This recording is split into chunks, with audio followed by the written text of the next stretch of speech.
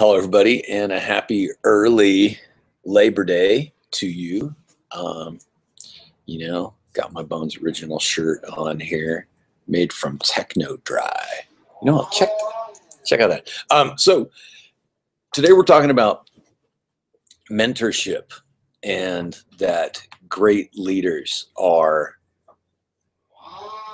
great mentors, strong mentors, and this is something that's becoming kind of a topic. And more organizations are taking this more seriously. I just kind of want to pull back for a little bit and just talk about leadership in general, like the leadership of our country and great leaders in the world and all that. I think one of the things that is striking to me is when you look at people who are candidates for high positions, what level of authenticity do they bring to the occasion? Let me see, I got a little thing right there. How did I do? Oh, I made it not good. Hi, Adeline. How are you? Great to see you. It's been so long. Anyway, so, I really look for authenticity. I look for, do I really know who that person is? Or are they just trying to convince me of something? Part of the most important part about all of this is coming from a place of authenticity, and whenever possible, humility. All right. So today's blog's coming out at 11:30, and you're going to see that around. All right. And where it starts is that we don't know what we don't know.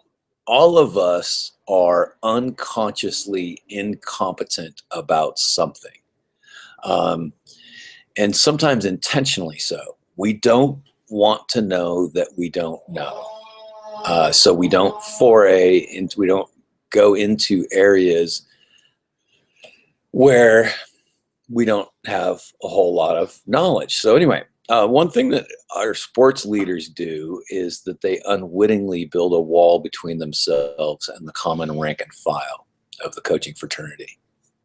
So yes, please sharing is the best. Sharing is what I like. Retweeting on Twitter. That's the best. Thank you.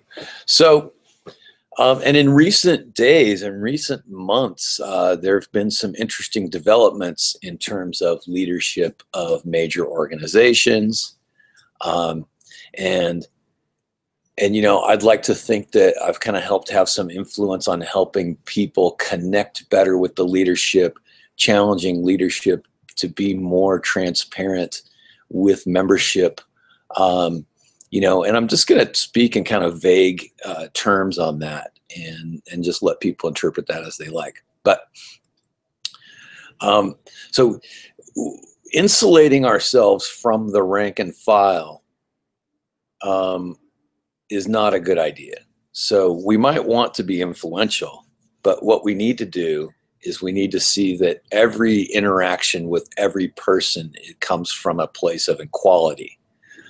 Each person is valuable. Each interaction is meaningful, and yet people go around with scales on their eyes. So when you see the image for the blog, I think you're going to like it. Anyway, people kind of go around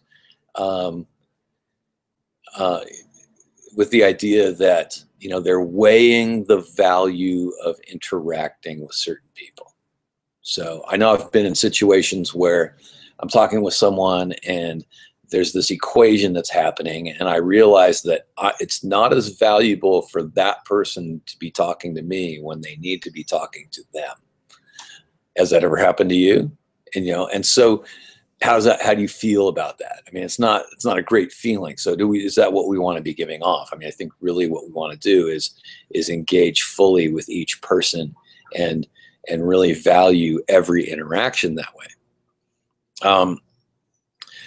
I get recruited a lot to serve on boards and leadership positions with the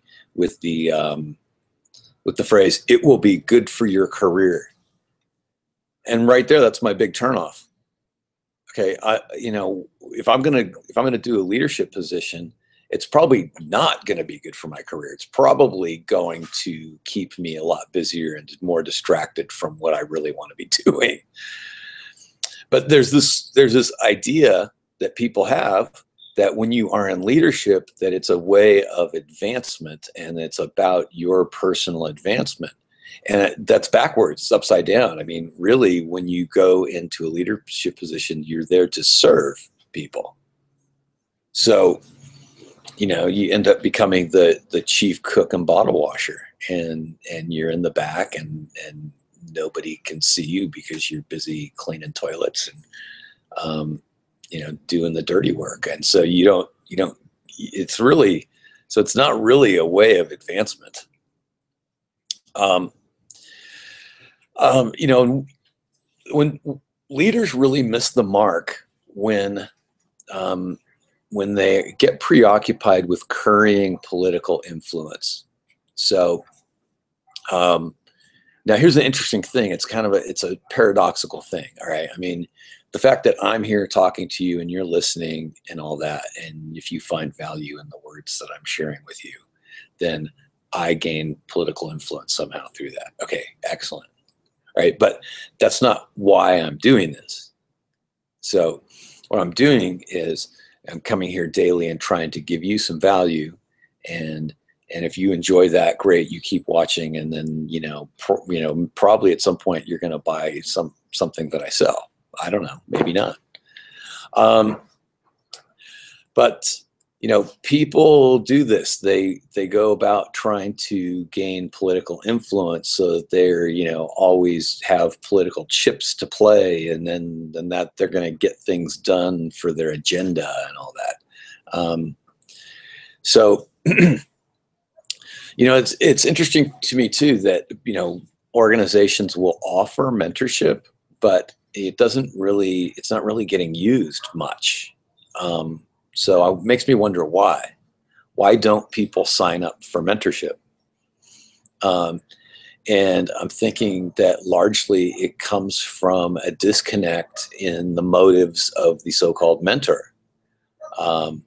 So, you know, the way we do mentoring is that it's kind of like the mentor gives all sorts of advice to the mentee, you know, who is then charged with doing those things. And then, you know, obviously if the mentee does not follow the advice of the mentor, then the mentor is disappointed and it's all bad, right? The mentor many times, you know, is going to be the one who's the expert, and the mentee is not an expert and needs to sit at the feet of the expert. So I think it's a problem because people don't necessarily want to do that. They don't really want to sit at the feet of an expert.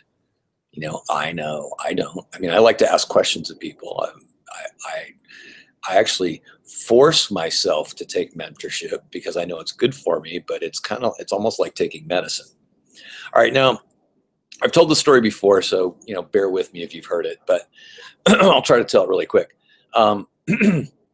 Last year, 2016, I was speaking at an event, and I had a young guy who asked me a question that was kind of challenging my idea, my premise of my talk, and I was like, okay, this is interesting, and I thought, wow, that's really a great thing because he's challenging me, which means if he's doing that, somebody else is probably thinking that way. So this gives me a great opportunity to engage him fully, listen fully to his question, try to understand the question, and then answer back. And then what an incredible thing, right? So I was really happy that he did that. Now, the tone that I heard wasn't like the most deeply respectful tone I've ever heard, but it was a highly valuable situation there. So anyway, so I answered, and it helped clarify things for a lot of people, I do believe. And then I had people come up to me afterwards, say, hey, way to put that guy in his place. And I was kind of shocked by that. And this was, you know, some veteran coaches who've been around for a while. it's like, yeah, you gotta knock those young bucks down. And I'm like, no, exactly the opposite. I was really happy that he gave his feedback, questioned my premise, and he gave me an opportunity to clear up a misconception for him and others. So long story short, he and I are now friends, and we've actually some very strange circumstances that you would have to say were brought about by the universe, right? Came about that developed this really cool friendship between he and I, and I'm very happy to call him my friend. So when we open ourselves up to this mentorship thing, and it's more on the basis of equality and finding value in things, then everything gets good.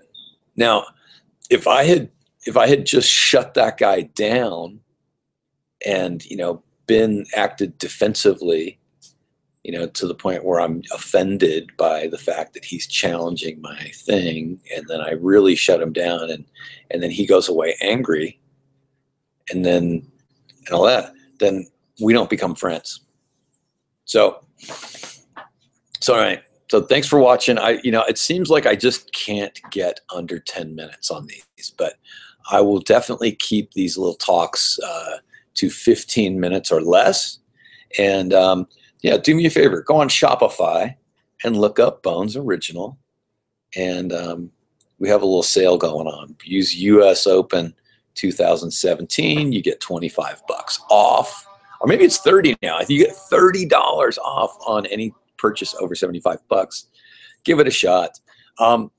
Please like, share. Thank you, Carrie. And please like, share, whatever you want to do. I really appreciate it. And, if you want to give a gift to a high school coach, get them The Art of Coaching High School Tennis. Lots of people say that my best book is Visual Training for Tennis. That's enough selling stuff for now. Thanks for watching.